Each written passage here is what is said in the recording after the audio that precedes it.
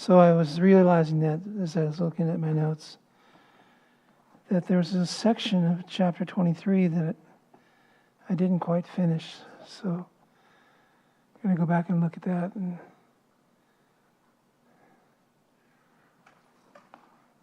see what the Lord has for us in there. Deuteronomy. It's a book that is defined by its very name. Deuter, which means second, and namos, which is the word that means law. And so it's the second law, or the second giving of the law. The law was first given to the people of Israel 40 years previously there at Mount Sinai. But now there's a whole generation that's passed away. A new generation has been raised up, and they are being made ready to go into the promised land. And so that's why Moses at this point is reminding them of what God had already given to that congregation 40 years earlier, 40 years before. But now the thing that's interesting about this is that it's a new group. It's a new generation. It's not the same old, same old. And so the law is going to be given a second time. And really that's for privilege and responsibility as well. Time goes by quickly. New generations come up, both in our families and in the church family. New believers in all, and one of the responsibilities, really a privilege, if you would, is to continue to remind each generation as it comes along, each new child, each new grandchild, each new group that the Lord brings into our family here at Calvary Concord, to remind them about what God has said. Over and over again, we must remind people. And that's the beauty of it. It's when you see a church grow, it comes from the strongest way from within, for God to do that work and to bring about those new groups and those new generations. And really to remind them about what God has said over and over again. I love what C.S. Lewis said, because he kind of put this in perspective, this whole process. And that is that the primary purpose of teaching, as C.S. Lewis said, is not so much to reveal, but rather to remind. Because repetition is the mother of learning. Repetition is the mother of learning. And so, again, even as the scripture says, I give these things to you again, not because you forgot, but for you to remember the things that He has provided for us to grow. And so when you teach and you hear it and you go like, well, I've heard that before. And some people will say, well, I don't need to go anymore because I know it all. I don't think so. But the purpose of teaching isn't to learn necessarily new things, because who said that there's nothing new under the sun? Solomon, right? What is that? A voice crying in the wilderness. It was Brit. Who wrote Ecclesiastes? Solomon. There we go. And so the primary purpose is to remember over and over again. He put you in remembrance of these things, he said, that you might know them. And so here in Deuteronomy, there's a whole lot of new material, I should say. There's some things that are there, but essentially it's kind of a reiteration, a repeating or reminding, a regurgitating as we take it and we chew on the cud of God's Word. There's an apt example that I've heard, and just chew it up and chew it up and chew it up and get every little bit of flavor we can out of it. And then you barf it up. And you do that by just sharing with people and telling them about God's grace and God's goodness. And learning to grow in the grace and the knowledge of our Lord and Savior, Jesus Christ. And so not a whole lot of new material. There are some things, but essentially repeat, remind, and reiterate. And the second giving of the law. And so the section that we're looking at tonight, the main theme is that there's to be kindness, compassion, and leniency. And so starting in chapter 23, verse 15, it says, "You shall not give back to his master the slave that has escaped from his master to you. He may dwell with you in your midst and in the place which he chooses within one of your gates, where it seems best to him. You shall not oppress him." So if there's a runaway slave, God says that slave is to be harbored in whatever city or communities, and he's to be given refuge. Now again, we're talking about Jews here. For Jews were not allowed to enslave other Jews. There was this thing called bondservants or indentured servants, where a man could choose to serve another 6 years. And we've talked about that before, but only 6 years. And then in the 7th year, that man would be freed up from any obligation he had to the person who had taken him in. But if one exception is if the man chose to stay in the service of the master longer than 6 years, that was allowed. But it was his choice. That's not what this here is talking about, not the bond or the indentured servant. This is talking about the slave who runs away from his master. And so there would come those times when slaves from other nations would run away from their situation to Israel, because they saw how good and how great a God is that would treat Israel the way that he treated them. And just seeing God's favor upon them. So they would desire to run away from their master and run to a new master who was an Israelite.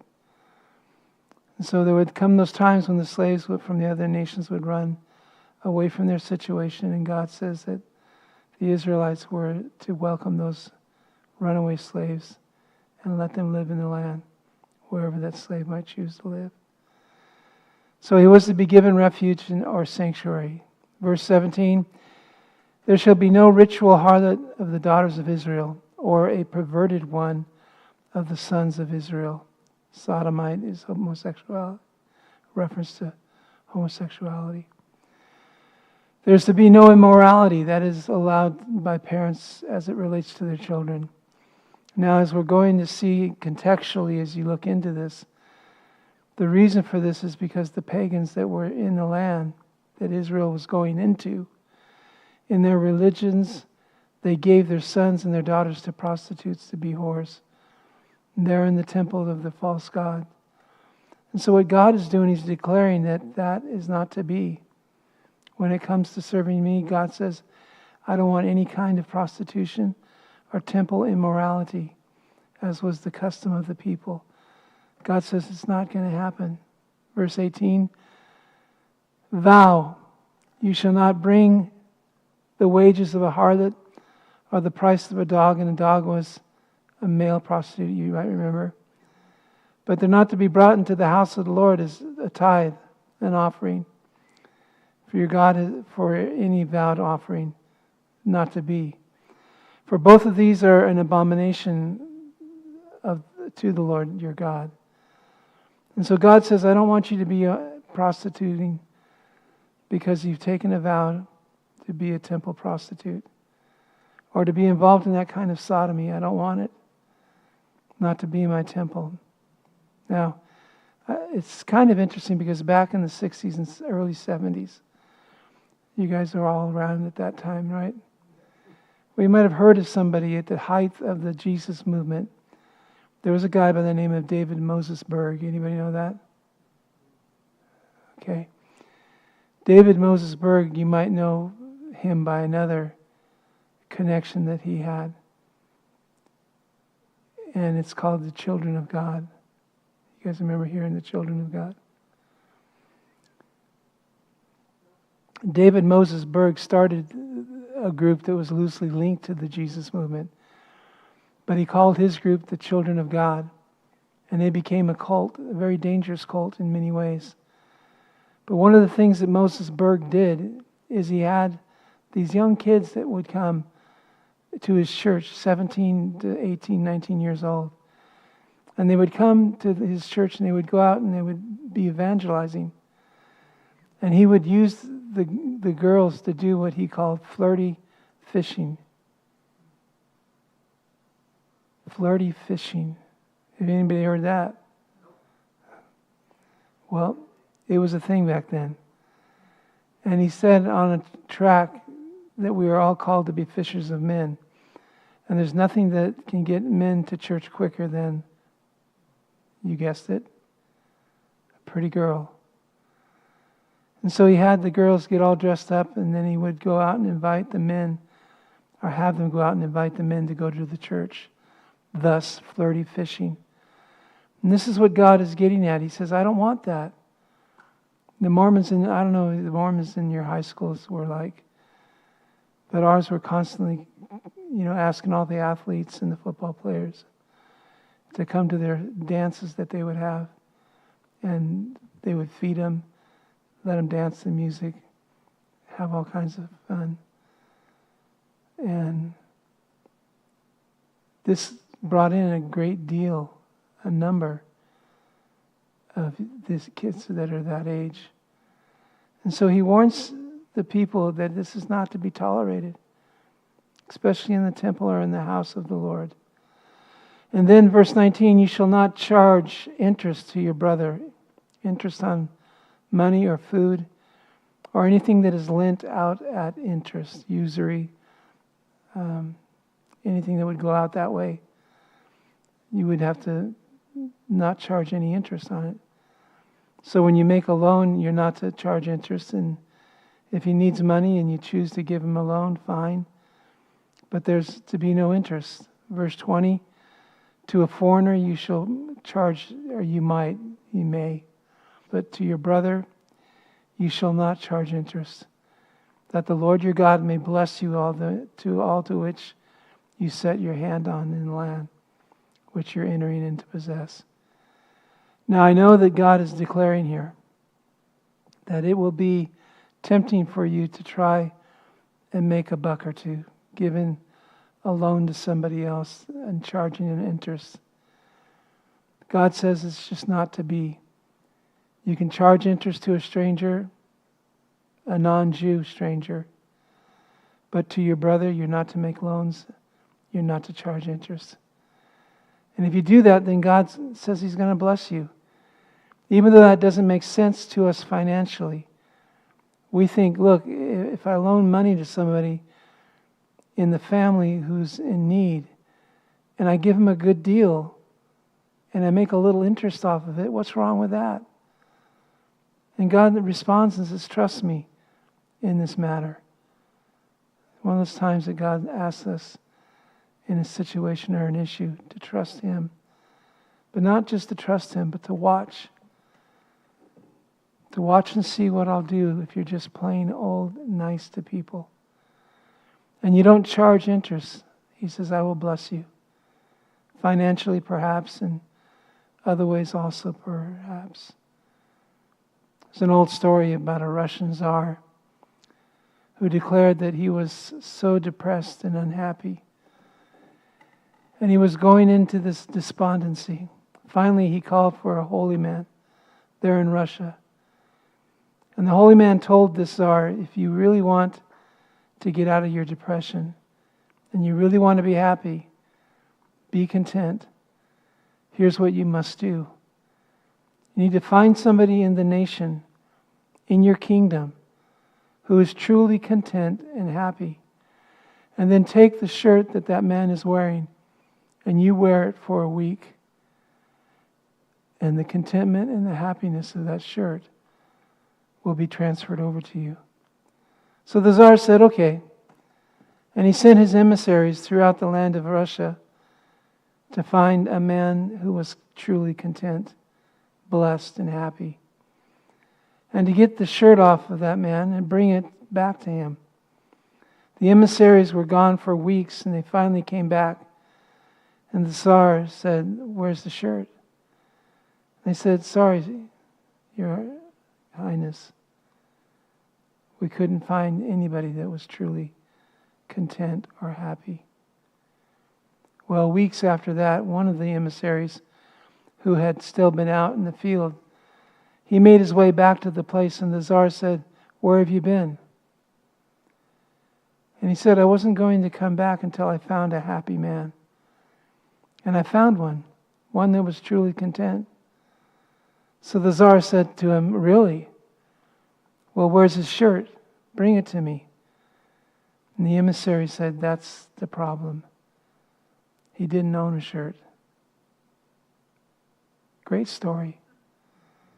Because we so often think that contentment and happiness is, oh, if I could just get a better car, if I could just get a nicer house, new clothes, that would be what would make it.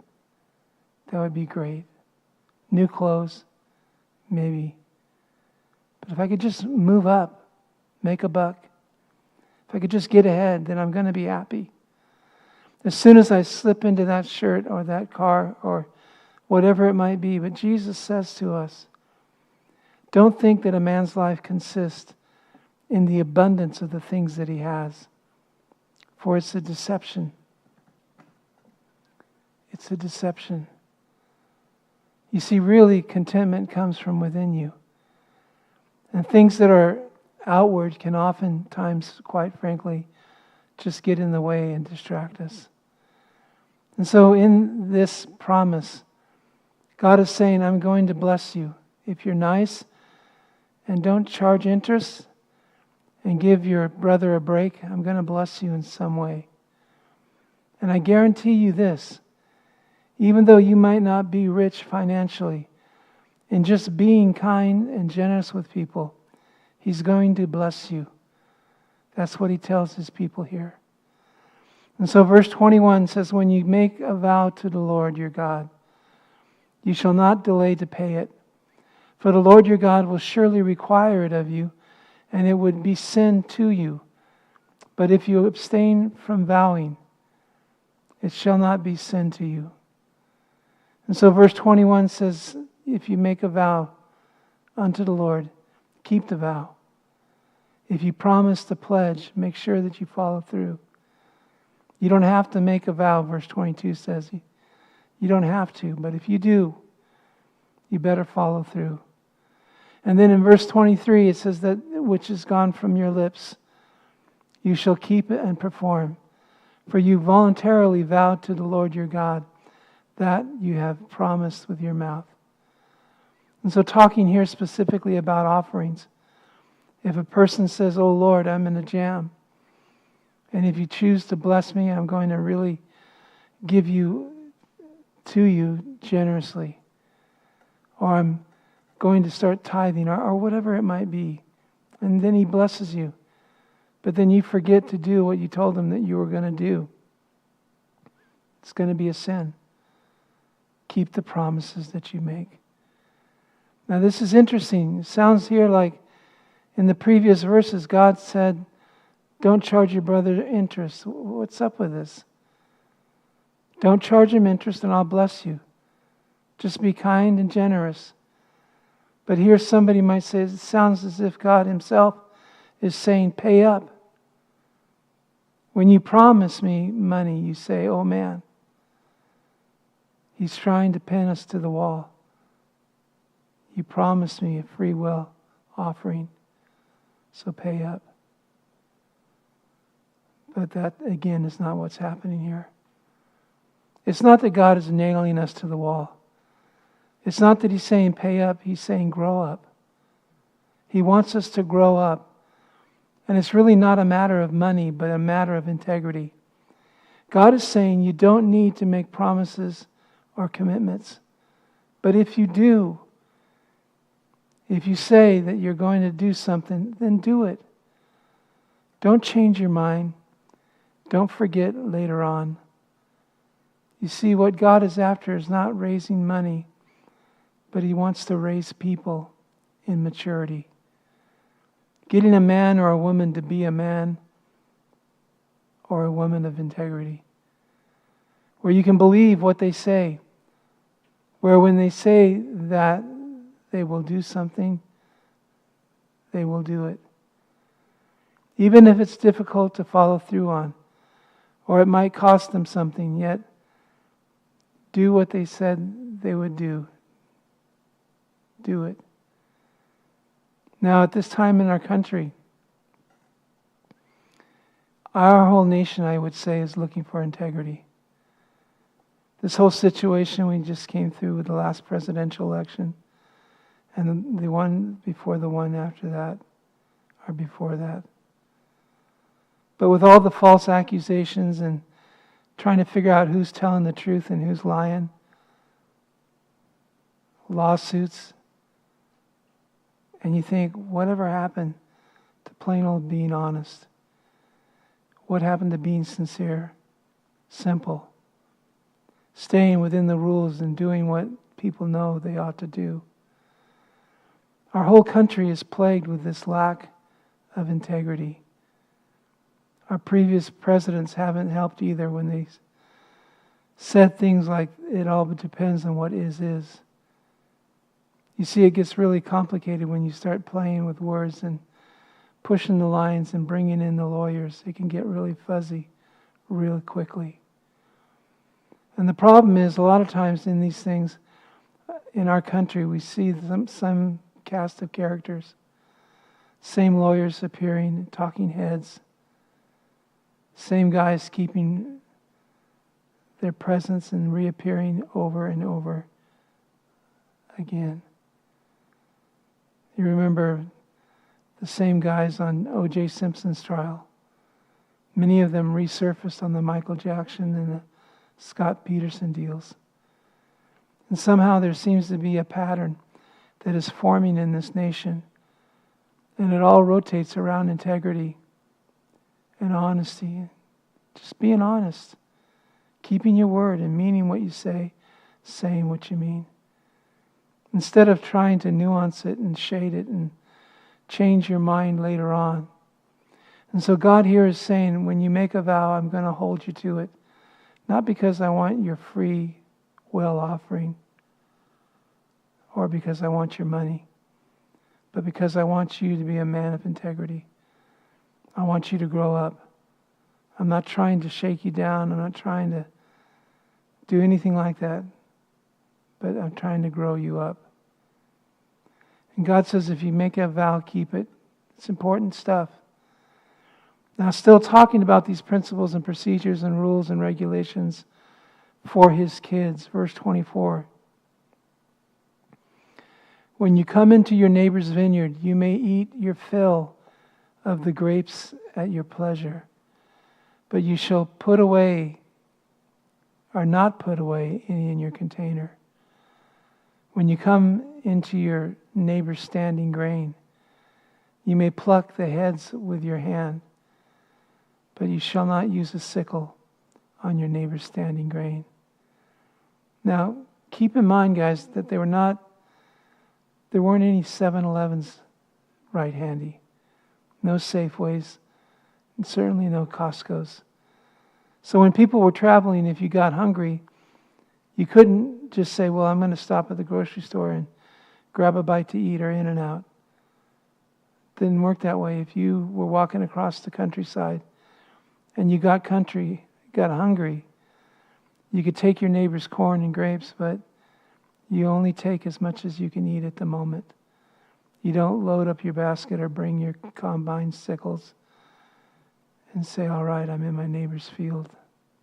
I'm going to clean up. Not to happen. I remember I had a friend that when I was growing up, they had some other parents that were friends of theirs, and they kept telling me about a bizarre thing that would happen every year, a couple times a year. And I didn't believe him until one day when the family came over. The family was good friends of my buddy's family. And as this family came up, it was amazing because they had like 5 kids or something like that. And it seemed like to us that there was like a whole army of these guys that would come. And just like an invasion, it was this surrealist thing. They would come always at the ripened time And they would bring, it just so happens with them, they would bring fruit picking ladders. And so it was interesting, and they would off they would go, and they had big buckets, and they were just filling them like crazy. They took every single apricot and orange that was pickable. And when they were done, they would have all the kids gather around. They would grab a hold of the tree and shake the tree and bring down every last piece of fruit that was there. It was the pits.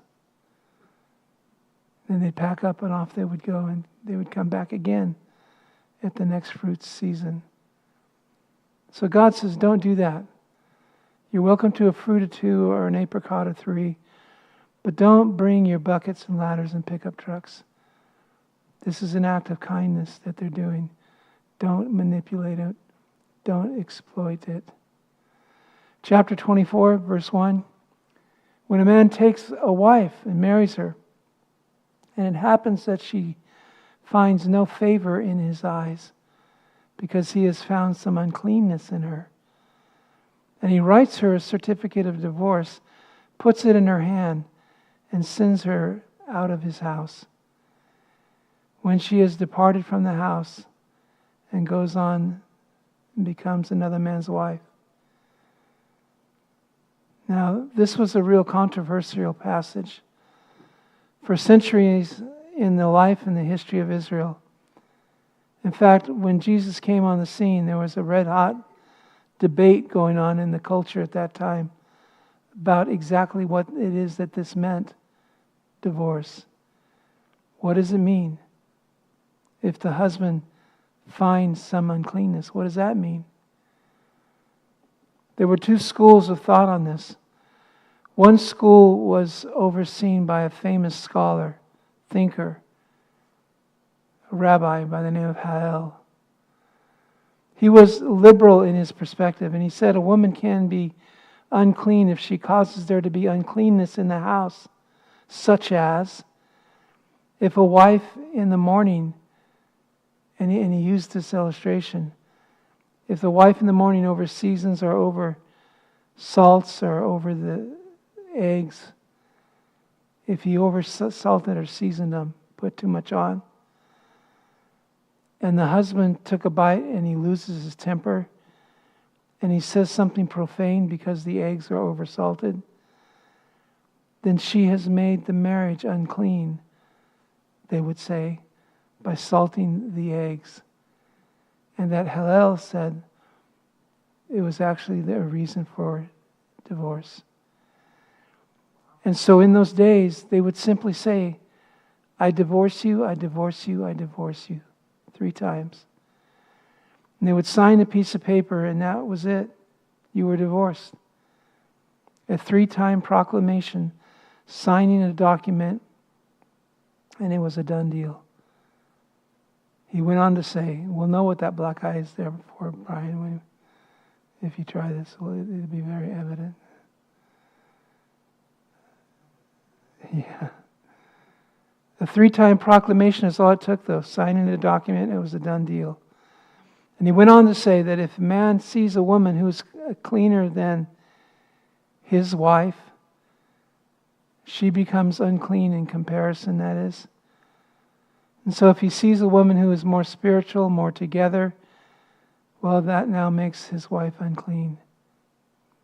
Therefore, he's justified in divorcing her. Now, on the other hand, the other teacher in that day was named Shimei, great thinker, scholar, and a rabbi. And he said, no. Hillel is out to lunch. That's assault and battery.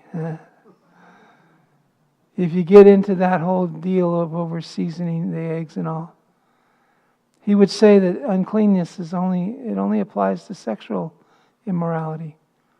That's the only reason that a man can send his wife away, if he finds uncleanness in her, meaning immorality. Now Hillel's group came back and said, no, because if it was adultery or immorality, the penalty was not divorce, it was death. And so back and forth they would go. His group would say, can't be. The other group would say, no, that's the only way it can be. You know, it's not the penalty of death, but a bill of divorcement. No, it's vice versa. And so back and forth they would argue. And century after century the debate went on. When Jesus came on the scene, they asked him in Matthew chapter 19, you might recall. And Jesus said, listen, you don't know God's heart. How God in the Garden of Eden brought man and woman, Adam and Eve, together and said, what God has joined together, let no man or no woman put asunder. Well, they said, now, how come Moses talks about divorce then? And Jesus said, Moses gave you that rule, not God. But Moses gave you that rule because of the hardness of your heart. It's a reality that people's hearts become hard and calloused and cold. And divorce then becomes inevitable when people's hearts are hard, you see. But Jesus said, that's not the way it is supposed to be. And then he defined that there was no justifiable grounds for divorce except, he said, for adultery. Interesting. And so Jesus then was basically saying Shimei was right in his conservative viewpoint, and Hillel with his liberal viewpoint is in error. But this discussion still went on and still goes on to our day, doesn't it? I was talking to somebody that wandered into the church this afternoon. They were going through a divorce and trying to explain what justified their course of action. But people still debate. They write books about it. And there's much confusion about this issue of divorce. But you see, Jesus bypassed all the debate, really. And he said, go back to the Garden of Eden. For the issue is really a matter of the heart. You see, the heart of every matter is a matter of the heart. It's not finding a loophole. It's not finding a way to get around things or giving reasons or excuses. Because once you open that door, you get to silly things like over salt and eggs and seeing someone who is cleaner. A lot of people say today, I'm being abused. Well, how are you being abused? What's he doing? Well, he's just mean. Or verbally. But the problem is, pretty soon you go down that path and any reason becomes good enough. All reasons really become acceptable. Jesus said, no. You need to go back to the Garden of Eden and see that God's plan and divine design is one woman for one man until death separates them.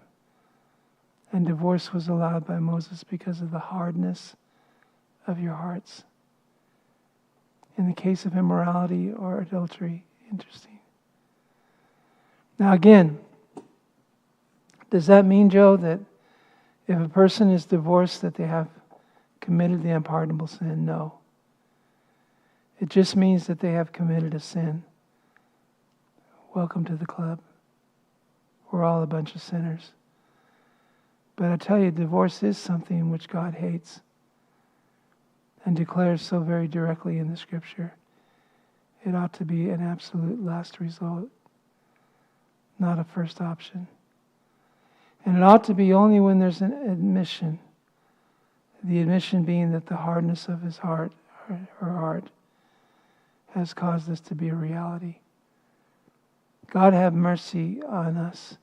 God forgive me. God be gracious to me. And that's what we have to get back to. It's not the unpardonable sin. We're all sinners, every man and woman. We all have problems and difficulties.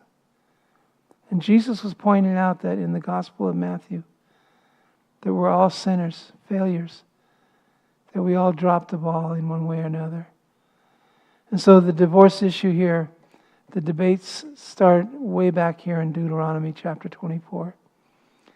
And the uncleanness, according to Jesus' definition, is not over salting eggs, but rather truly being involved in sexual immorality.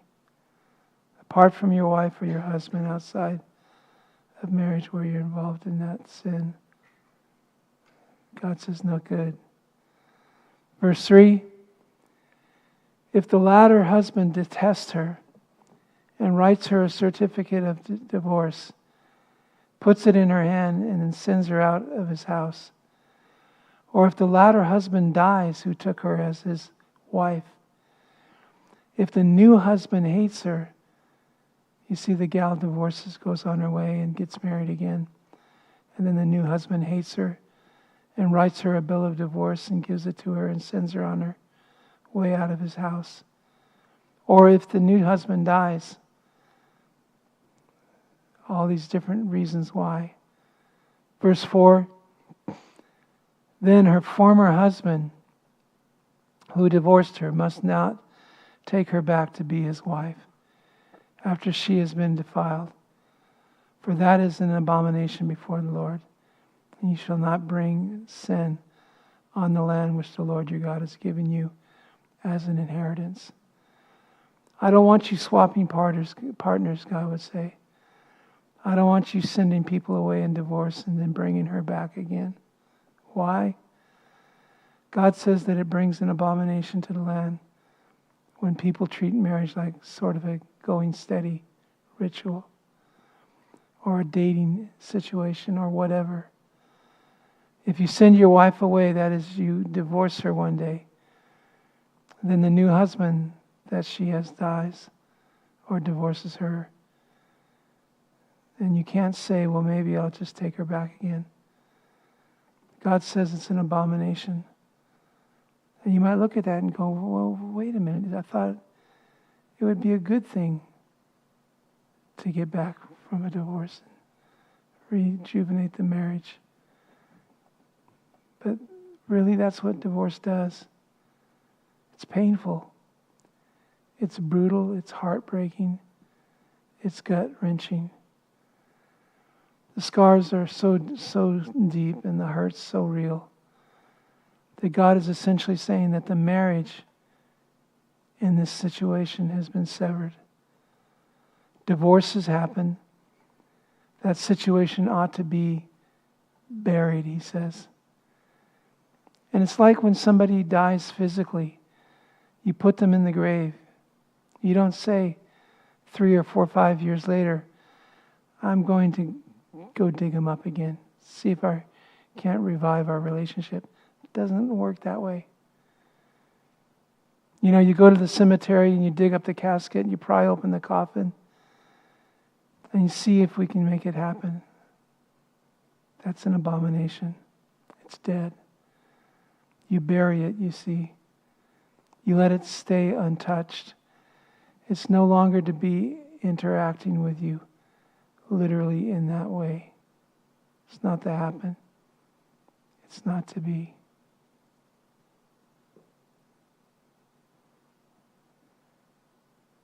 So you leave it untouched.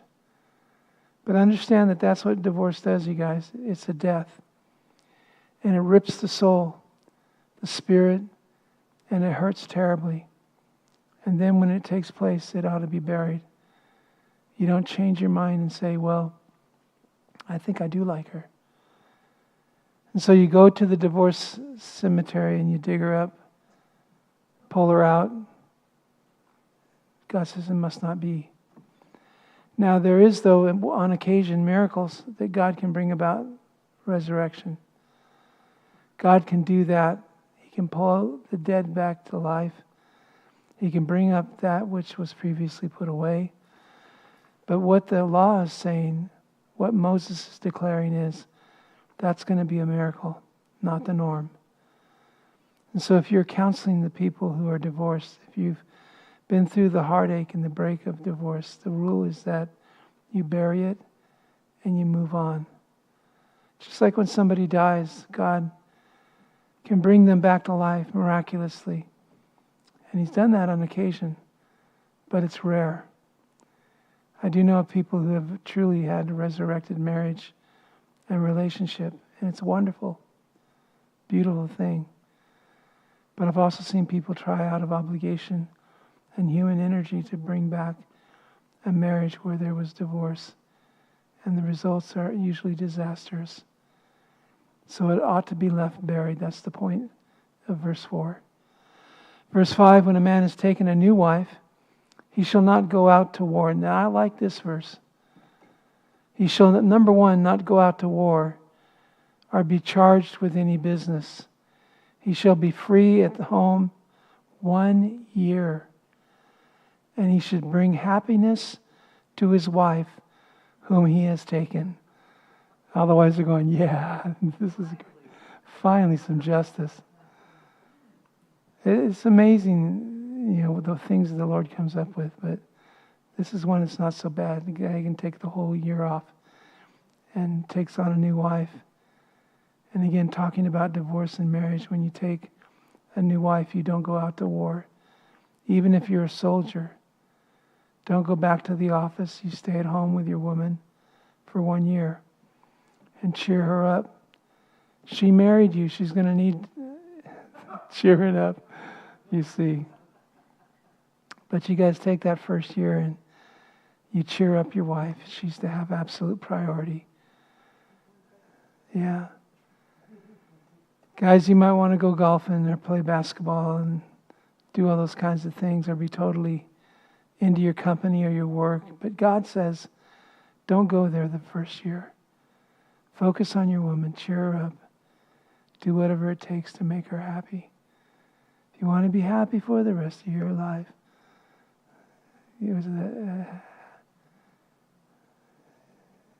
yeah. Now, does that mean that I mark the calendar and on day 366 I'm back on course, back in the office, back doing what I want to do? Guys, I suggest to you that there's a dynamic here that the people have discovered to be true. You take a year and you say, I'm here to cheer up my wife. Jesus said, whatever your treasure is, that is where your heart will be also. And you'll find something that is really true, guys. If you say, I'm going to take 1 year, I'm not going to think about me or my tennis game or my hobbies or whatever. It might be, but I'm going to think about that woman, my lady, my wife. So for 1 year, a man, if he does that, Moses says his wife is going to be impacted greatly. And I think that man is going to lose interest in tennis or golf. For he's going to find that he has a pretty special woman. And he will find himself wanting to be with her rather than out fighting battles or back in the office like he used to be. I think the Lord knows that. And what he's getting at is not just 1 year that's required, but I believe the Father, with a smile on his face and a twinkle in his eye, declares, you know what's going to happen? If guys will obey me in this, spend 1 year with their woman, cheering her up, they're going to be bonded together in a way that is where his interests will be. His hobby will be her and his family. And that's the way it's supposed to be. So, a man is not to go to battle or whatever, but cheer up his wife. Verse 6, no man shall take the lower or the upper millstone in pledge, for he takes one's living in pledge. If you're taking a pledge, that is, if I loan you money, I can't charge you interest, but I say, I need some collateral to make sure that I get my money back from you.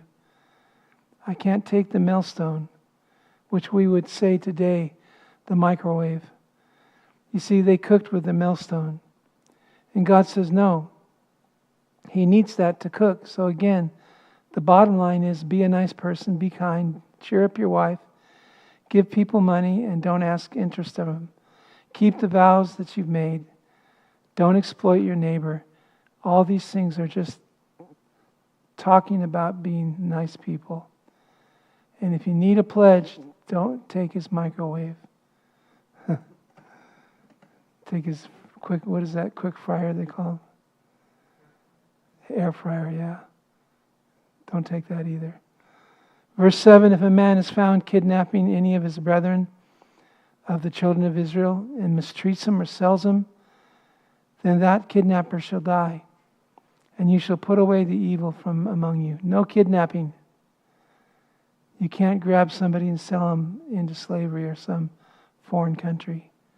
Verse 8, take heed in an outbreak of leprosy, that you carefully observe and do according to all that the priests, the Levites, shall teach you.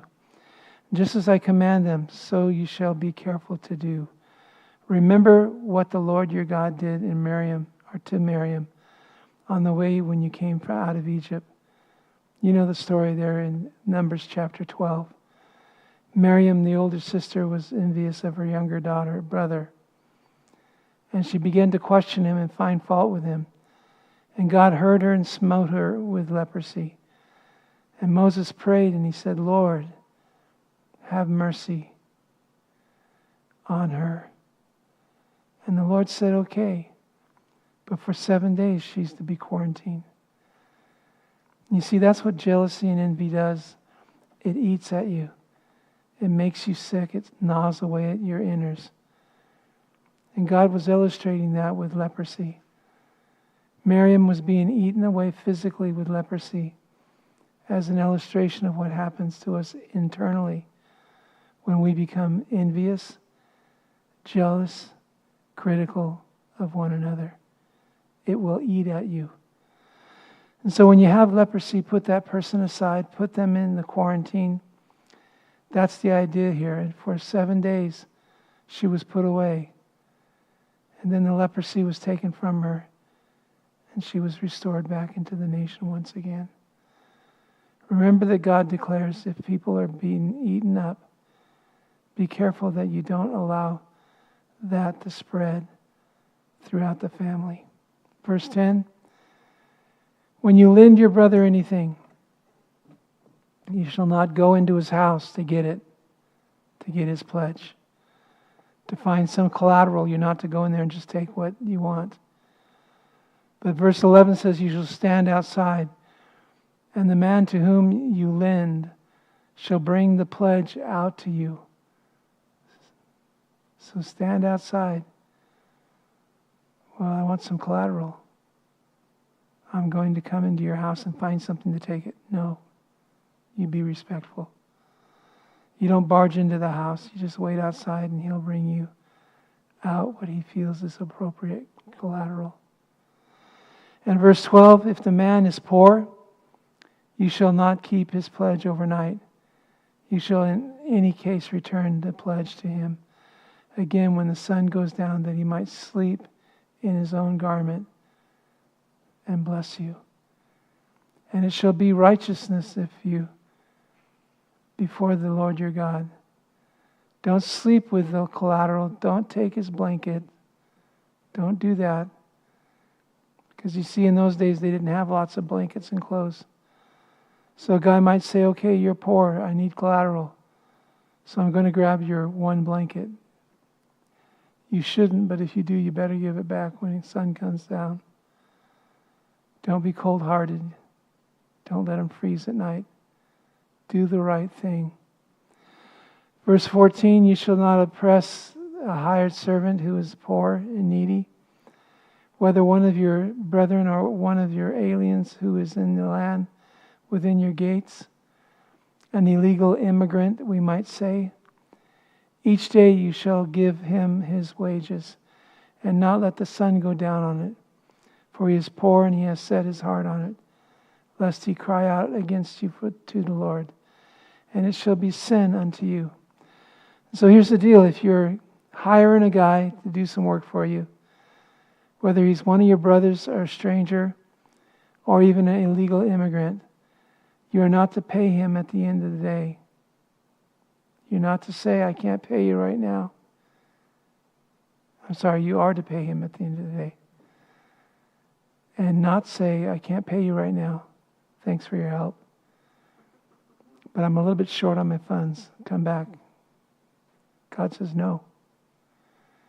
You are to pay what you promised to pay. And you are to do what you told him you would do, lest he cries out to the Lord. And the Lord says, I hear and hold you responsible for not paying what you agreed to pay on.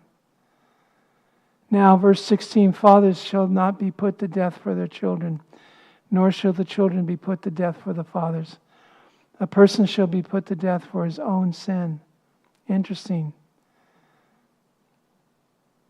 In other words, if I'm caught in a crime and it's a capital offense, I can't say, tell you what, take Josh and Seth instead of me. 2 for 1. And you let me go free. God says it doesn't work that way. If I commit a capital crime, I'm going to die. My sons are not going to pay the price in place of me, and vice versa. The same is true. And by the way, parenthetically speaking, this is why the cults, Mormonism, Jehovah's Witnesses, and others are so damnable. Because what they imply is that God did not die for the sins of the world, but God created a being named Jesus Christ and an angel, a being, a creation. And this Jesus took the sin. It wasn't God that really died in your place, is what they'll tell you. It wasn't God that absorbed the heat. That's why the cults are foundationally and fundamentally wrong, because they stripped the deity away from Christ. And this would cause then God the Father to do what the law says ought not to be done. Where a father would say, well, I'm not going to pay the price, but I'm going to have somebody else do it. Take one of my kids. You say, wait, Joe, wasn't it Jesus, the Son of who died? But the Father and the Son are one. He that has seen me has seen the Father. And I and the Father are one. Great is the mystery that God was manifest in the flesh, Emmanuel, God with us.